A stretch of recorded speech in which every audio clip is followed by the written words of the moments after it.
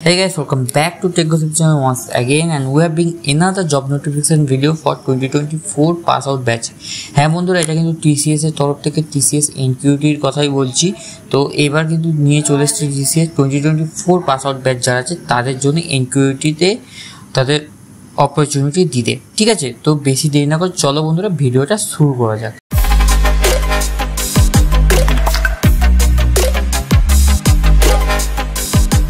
তো নিচে দেওয়া ডেসক্রিপশনের লিঙ্কে গিয়ে কিন্তু তোমরা এই পেজে চলে আসতে পারবে। তো আমরা নিচে গিয়ে দেখে নিই যে আমাদের টেস্ট ডেট কবে এবং রেজিস্ট্রেশন কবে শেষ হচ্ছে। তো এখানে আমরা ক্লিয়ারলি দেখতে পাচ্ছি বন্ধুরা যে ওয়েডনেসডে এপ্রিল 10, 2024 কিন্তু আমাদের রেজিস্ট্রেশন এন্ড হয়ে যাচ্ছে। উইদিন দ্যাট টাইম তোমাদের কিন্তু রেজিস্ট্রেশন করে নিতে হবে।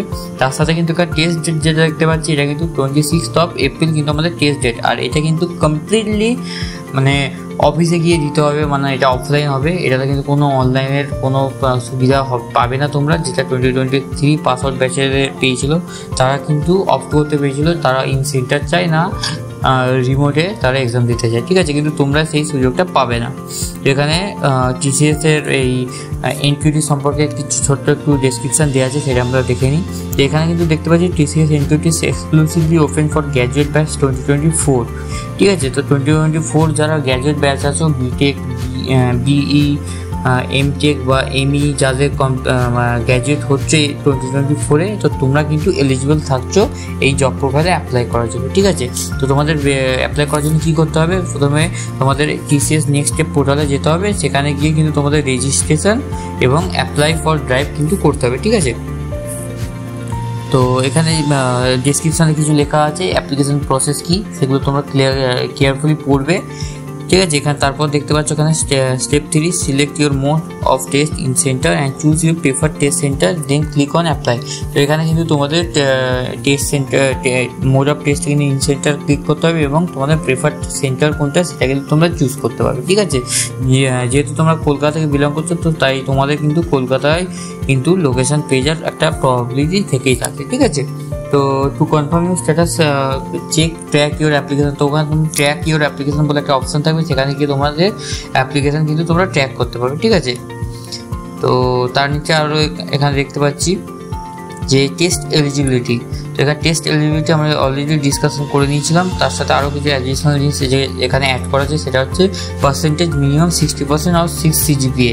ঠিক আছে, তো তোমাদের কিন্তু ইন্টার অ্যাকাডেমিক্সে কিন্তু মোর দ্যান 60% অথবা 6 CGPA তোমাদের পেতে হবে, যাতে তোমরা এলিজিবল হতে পারবে। ঠিক আছে, তার সাথে আরও দেখতে পাচ্ছি highest qualification TCS NQT is exclusively open for candidate for 2024 pass out batch.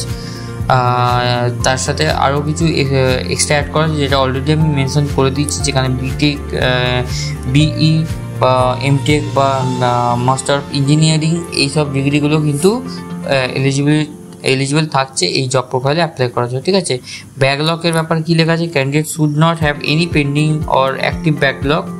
ঠিক আছে, তো তোমাদের কিন্তু কোনো ব্যাকলগ থাকলে হবে না যখন তোমরা এই জব প্রোফাইলটার জন্য রেজিস্টার করছো। ঠিক আছে,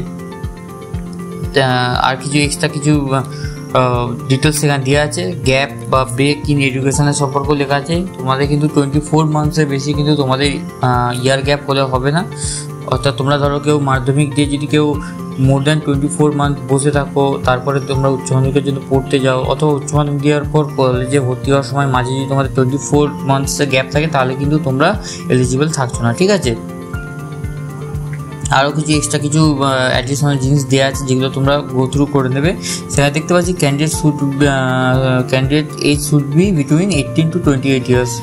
ওকে, তো তোমাদের ক্যান্ডিডেটদের কিন্তু 18 থেকে 28 ইয়ার্সের মধ্যে হতে হবে। ঠিক আছে, তার সাথে কিছু হায়ারিং ক্যাটাগরি দেখতে পাচ্ছি এখানে আমরা। তো হায়ারিং ক্যাটাগরি দেখতে পাচ্ছি এখানে টোটাল 3টে কিন্তু সেকশানে ভাগ করা আছে, TCS নিনজা, ডিজিটাল এবং প্রাইম। প্রাইমের জন্য প্যাকেজ কিন্তু 9 LPA এবং CTC।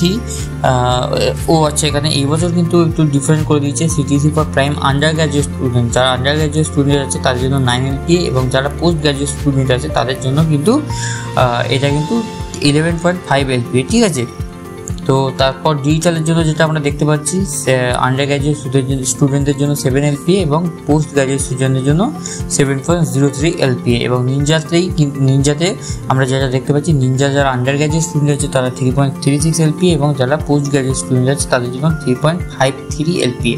ঠিক আছে, তো এখানে টেস্ট ফিচার এবং প্যাটার্ন সম্পর্কে কিন্তু লেখা আছে, যেটা কিন্তু আমরা ডেডিকেটলি একটা ভিডিও বানাবো, ডিটেল অ্যানালাইসিস করব যে কীভাবে তোমরা ক্র্যাক করতে পারবে, কত অ্যান্সার করলে তবে কি তোমরা এলিজিবল হচ্ছ ইন্টারভিউর জন্য। এই সমস্ত বিষয় নিয়ে আমরা কিন্তু একটা ভিডিও আমরা খুব শীঘ্রই নিয়ে আসতে চলেছি। তো প্লিজ বন্ধুরা চ্যানেলটাকে সাবস্ক্রাইব করবে, আর এই ভিডিওটা যদি ভালো লাগে অবশ্যই ভিডিওটাকে একটা লাইক করবে। এবং আপকামিং কেসে এরকমই TCS রিলেটেড কিন্তু অনেক ভিডিও নিয়ে আসতে থাকবো, কারণ এটা কিন্তু একটা দারুণ অপরচুনিটি হচ্ছে 2024 যারা পাস আউট ব্যাচ আছো তাদের জন্য। তো please don't let this chance go away. তো হোপফুলি তোমরা খুব তাড়াতাড়ি এটার জন্য ফর্ম ফিল আপ করে নেবে। আশা করবো তোমরা আমাদের চ্যানেলের সাথে যুক্ত থাকবে, যাতে আমরাও আমাদের ফার্দার ডেসে TCS এর যত রিসোর্সেস আছে তোমাদের কাছে তুলে ধরতে পারি। তো বন্ধুরা আবার দেখা হবে বন্ধুরা পরের ভিডিওতে, ততক্ষণ বন্ধুরা টাটা।